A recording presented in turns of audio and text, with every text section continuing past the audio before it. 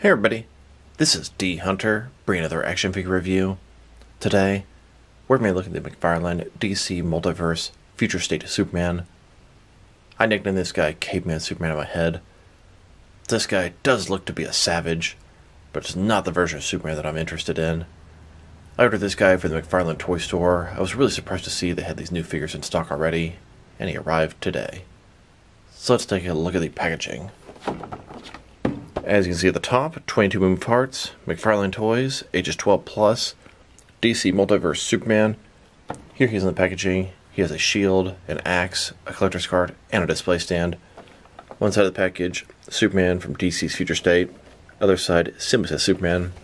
At the bottom, got a bunch of credits, and there is a barcode, in case that helps anybody.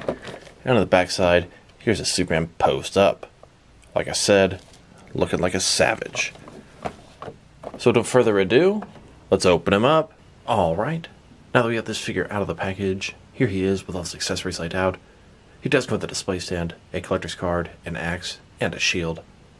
But before we take a look at those, let's talk about and check out the actual figure. So this is Superman from Future State.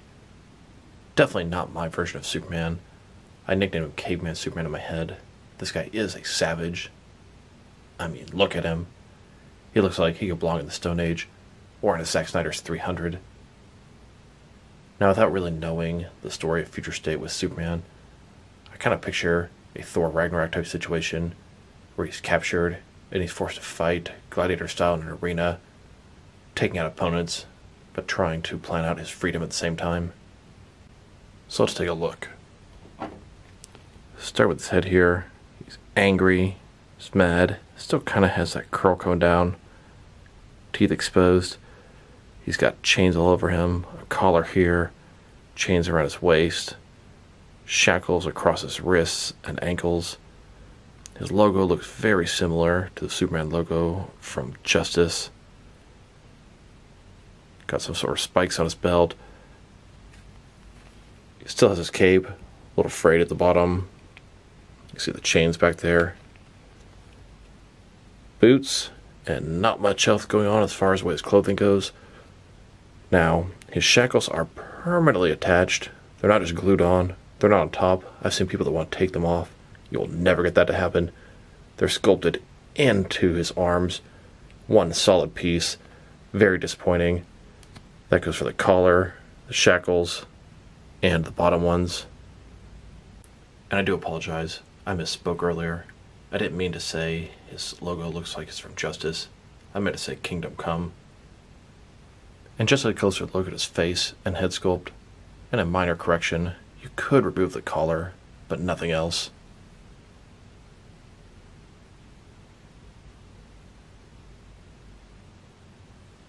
Now the Superman does have darker skin, which makes sense. He's forced to be outside, fighting Gladiator style, with the hot sun beating on him. But if you really think about it, would Superman actually get a tan? He's impervious. I would imagine he would never tan whatsoever. What do you guys think? Now let's take a look at his accessories, and let's start off with the boring stuff. Here's his display stand. Typical McFarlane stand.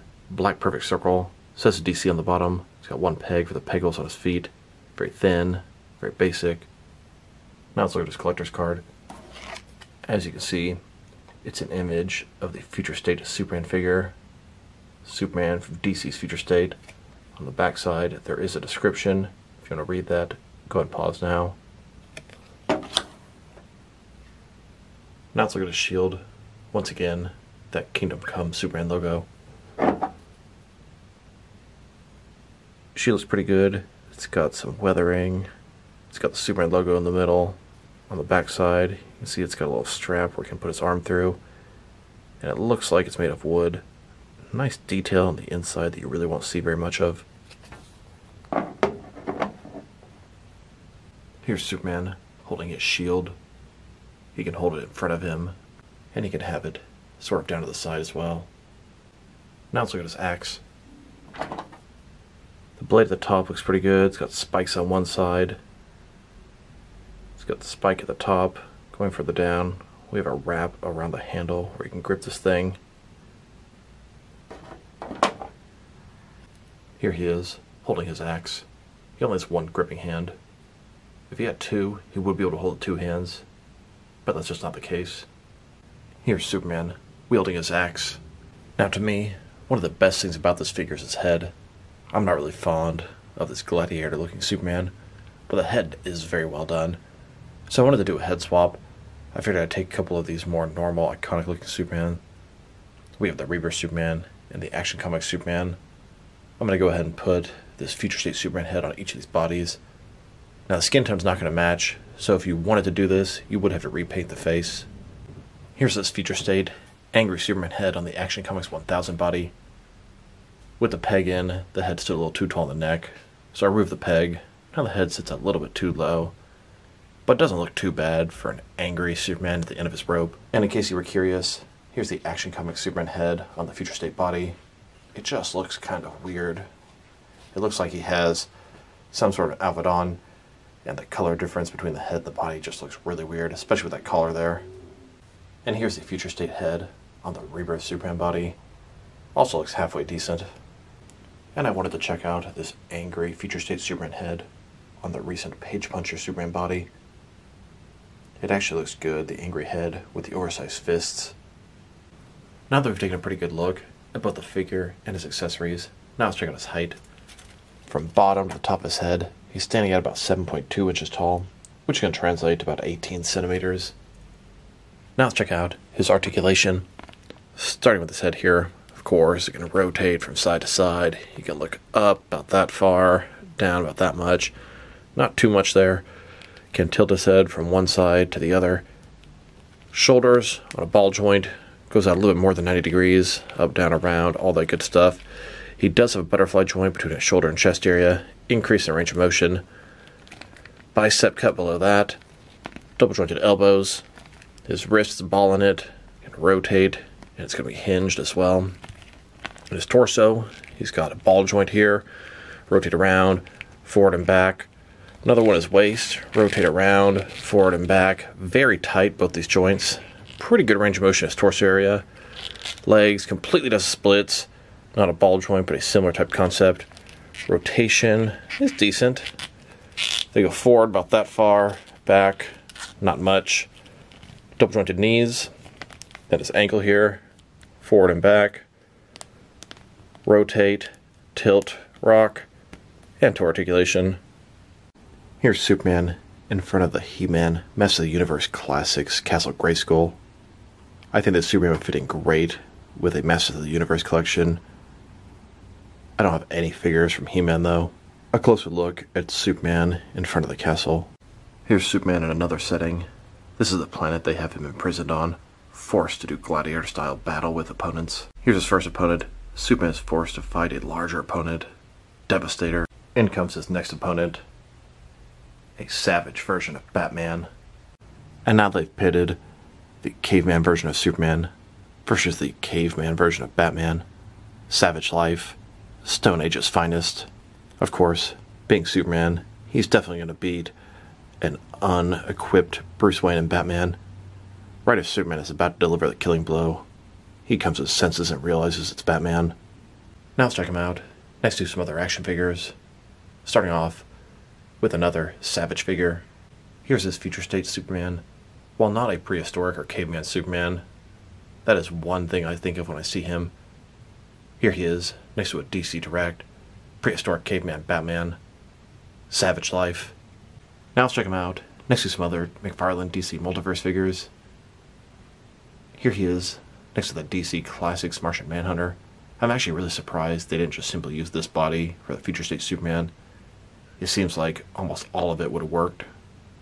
But that's the cool thing about McFarlane. They make new sculpts for almost all their figures. Here's Superman, next to the first two figures McFarlane made from Future State, Dark Detective, and the Tim Fox Batman. Later, they give us Ghostmaker from Future State. He's in the exact same outfit he wears in the Rebirth comics. Here he is, next to the Future State John Kent Superboy, which technically is Superman, but to me, this is always going to be Superboy. Here's the entire McFarlane Future State collection. We've got 5 different characters and 7 different figures. And I can't think of anyone else from Future State on the upcoming leak lists. Red Hood would make perfect sense. Now let's check him out, next to some other McFarlane Superman figures. Here he is, next to the Action Comics number 1000 Superman. And here, next to the Rebirth Superman. Then, next to the Batman The Dark Knight Returns Superman. Here's the Future State Superman, next to a DC Cinematic Universe Henry Cavill Superman. And here he is, next to the Death Metal Superman. There's something about this Future State Superman that reminds me of this Death Metal Superman, even though they do not look alike at all. And now, next to the recently released Page Puncher Superman. Here are all the different Superman figures McFarlane has made so far. Here's the Superman, next to a bunch of Superman rogues McFarlane has made. Lex Luthor, Ultraman, General Zod, Superboy Prime, and Bizarro. And one could sort of argue Devastator and Lobo are sort of Superman villains. Now let's check him out, next to some other recently released McFarlane DC Multiverse figures. Here he is, with the other two figures I got from my order from the McFarlane toy store. The Infinite Frontier Scarecrow, and the New 52 Static Shock. Here's Superman, next to the recently released Page Punchers. This is the first assortment, which I thought I had complete, but then they went ahead and announced a Walmart exclusive black and white version of Black Adam. And here he is, next to the Black Adam Movie Wave. Then, next to the Blackest Night Wave, Collector Build Atrocitus. Here's the Superman, next to both versions of Martian Manhunter, Classic and Rebirth. And here, next to the Walmart exclusive Parallax figure. Then, next to the Target exclusive Collective Build Star the Conqueror, Crime Syndicate Wave, Ultraman, Superwoman, and Owlman. And here he is, next to all three versions of Lex Luthor in his power suit. Then, with both versions of the Dark Detective Batman. And now, next to the gold label paint variants of the McFarlane Toy Store exclusive Arkham Knight Scarecrow and Arkham Knight Red Hood. And here's the Superman, next to the McFarlane Toy Store exclusive gold label unmasked variants of the Zarnar Batman and the Infinite Frontier Robin. And here, next to Duke Thomas from Tales of the Dark Multiverse, and the Batman Who Laughs, or Infected Batman. Then, next to the Batman vs. Hush 2-pack. And here, with a single release of Hush. Then, next to Ghostmaker. Then, next to the John Kent Superboy and the Tim Drake Red Robin. And here, next to Grifter and the Arkham Knight. And here he is, next to CW's TV series Flash and the comic version of Godspeed. Then, with the Injustice 2 version of Green Arrow and Reverse Flash. And finally, next to the two most recent Mega figures, Killer Croc and Man-Bat, at least before the Black Adam Mega figures came out. And actually, I just got my shipping notice for Bane and Necron today. Can't wait for those guys. Now let's check them out, next to some action figures from different various companies, to see how he fits in both scale and style-wise, in case you don't know which lines you can mix him with. Since he's a McFarlane figure, they're typically the 7-inch scale. I'm going to start off my comparisons with some of the large action figure lines I collect, and work my way smaller. And I'm going to include as many Superman figures as I can during these comparisons. Since we already checked him out, next to a bunch of other McFarlane Superman figures, here he is with a bunch of other McFarlane figures. In front he were 5 different action figure lines, all from McFarlane Toys, all 7-inch scale. Then, with some more McFarlane figures, these are from different various video game properties. And now, with some Jack-specific wrestling figures. And here he is, next to some DST or Diamond Select toys. Then, next to some DC Direct and DC Collectibles figures. And here, with some NECA figures. Then, with some Mattel wrestling figures. And now, next to some Jazzwares AEW wrestlers. And here he is, next to some Mezco 112 collective figures. Then, with some Mattel DC Universe Classics and Multiverse figures. And here, next to some Mafex figures. Then, next to some Hasbro Marvel Legends. And here he is, next to some SH Figure Arts action figures. And finally, here he is, next to some Jazzwares Fortnite figures. Overall, he's a pretty nice figure, but I really don't need a savage, caveman, gladiator looking Superman figure. That being said, the figure is very well done. His accessories are pretty nice. Sculpt and paint job are excellent, no issues there. His articulation is everything you'd expect from a McFarlane DC Multiverse figure, and they did a pretty good job hiding both the ball joints in his torso. If I were to rate this figure, I'm going to give him a 7 out of 10. He probably deserves a little bit of a higher rating, but this figure just doesn't really do it for me. It's not the kind of Superman I want. So this is D Hunter. Thank you guys for watching this video. If you liked the video, press like below. If you have anything you want to say with the video, add it to the comment section. If you want to see additional action figure reviews from me, press subscribe. I do appreciate when you do that. Once again, this is D Hunter. Thank you guys for watching this video, and I will talk to you guys real soon.